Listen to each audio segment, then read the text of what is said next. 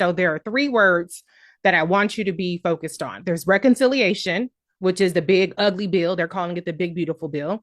There's appropriations, which is starting right now with the president's budget proposal. And then there's rescission, which is what this administration is doing by canceling funds that are already appropriated by Congress. So the reconciliation bill is what is right now in the Senate.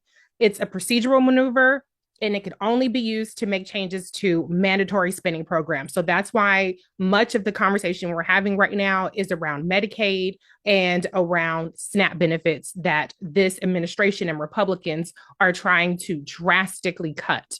So what they're doing is they are changing the tax rates as well as identifying so-called savings. The next thing I want to talk about is the appropriations bill that's going to happen after this bill passes, or whatever variation it passes in. And the president is already bragging about the fact that he is making what he's calling the most substantial spending cuts in a generation, reducing non-defense spending by $163 billion, or 22% below the current levels. Adjusted for inflation, that's the lowest non-defense spending in 25 years.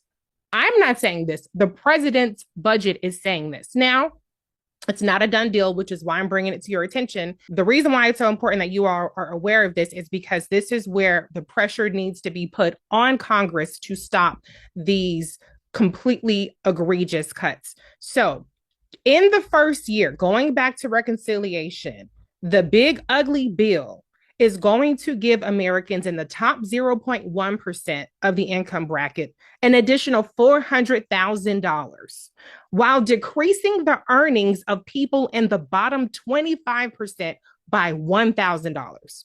So I want you all to understand, as we're talking about these tax cuts for the millionaires and billionaires, and as we begin to talk about the appropriations, your taxes, your after-tax earnings are going to decrease for most Americans, while the government is chopping programs that your taxpayer dollars are funding, all for the purposes of giving millionaires and billionaires hundreds of thousands of dollars that they don't need, that they're not asking for, okay?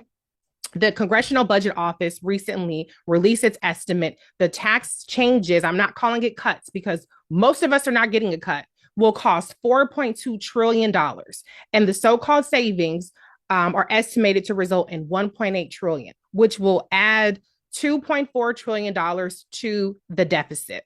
Okay, so when the deficit explodes, it is a big reason why, I mentioned this last time I was on here, Moody's has downgraded the credit rating of the United States. So when our credit is bad, that makes it more expensive for the government to borrow, which means it makes it more expensive for all of us to borrow, for mortgages, for credit cards, for student loans. Everything is going to go up in terms of the borrowing as a result of exploding the deficit even more.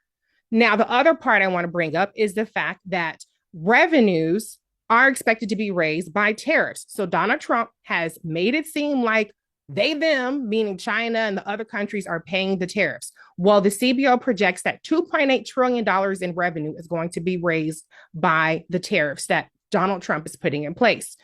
That means that in addition to the tax bill that this administration is trying to pass, they are also raising taxes through tariffs on all of us. That's going to result in the GDP lowering, and it's going to increase inflation. Now, going to, and I only have 2 minutes left, I'll try to make it fast, but going to the appropriations, I know Linda McMahon made headlines because she's not an intelligent person, and she was not aware of who Ruby Bridges was and the Tulsa Race Massacre. But the reason why she was testifying was because she was discussing the budget proposal for her departments. And so I just want to, again, reiterate, 22% cut is coming to non-defense discretionary spending. And so this is going to eliminate and significantly reduce funding across every federal agency. The HHS is going to receive a 26% cut. The National Institutes of Health, 39%. National Cancer Institute, 37% decrease, cut. The low income in home energy assistance program is going to be eliminated. Office of Civil Rights eliminated. WIC, deep cuts, monthly fruit veggie benefits for moms are also going to be slashed. There is going to be significant cuts to the Department of State and international programs. HUD, the budget is going to be cut by 51%. Department of Education, what Linda McMahon was there to talk about, and she just played the nut role, is going to be cut by 15%. They're actually intending to phase it out. The thing that's going to increase is our defense budget. $1 trillion is the budget proposal, which is a 17% increase, the highest in U.S. history. Also, Department of Homeland Security and immigration detention is going to increase by billions of dollars. $45 billion alone is going to Delaney Hall, where we saw Mayor Ross Baraka protesting, and they are prosecuting Congresswoman LaMonica for doing her job. So I say all this to say that we have to be well aware of not only what's happening with this reconciliation bill, but also what's going to happen with the appropriations funding. So please stay on top of your representatives, stay on top of your senators, and make sure that you fight, because you're not going to get a cut, but the bang for your taxpayer dollars is going to drastically decrease, and it's going to drastically impact society in a way that we're going to feel the most.